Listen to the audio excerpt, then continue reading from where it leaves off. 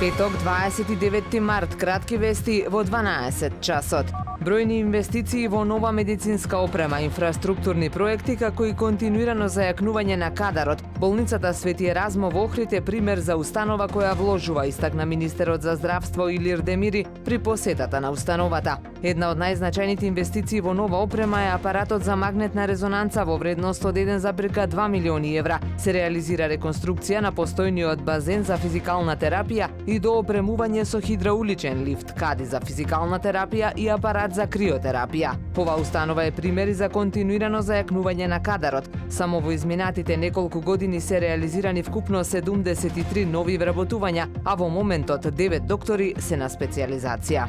Не функционираат чешмите долж пешачката патека после мостот кај каналот Студенчишта до Горица. Читатели на Охрид прес испратија фотографии на кои се гледа дека од најголем дел од нив не тече вода. На дел им недостасуваат славините, а дел се искршени. Граѓаните потенцираат дека Охрид и онака има недостиг од јавни чешми, па сега фали уште постоечките да не се во функција или да се оштетуваат. Апелираат до надлежните во најскоро време да преземат мерки за санација на чешмите долж оваа особено фреквентна патека.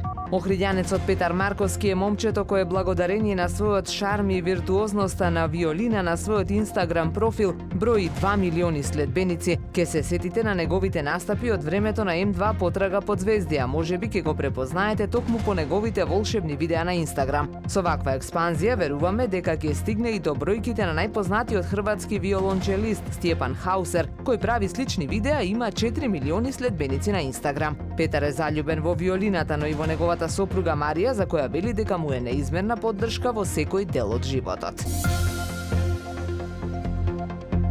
Времето денес сончево со мала локална облачност, дува слаб до умерен јужен ветер, максималната температура во Охрид до 20 степени. Повеќе информации на ohridpress.com.mk.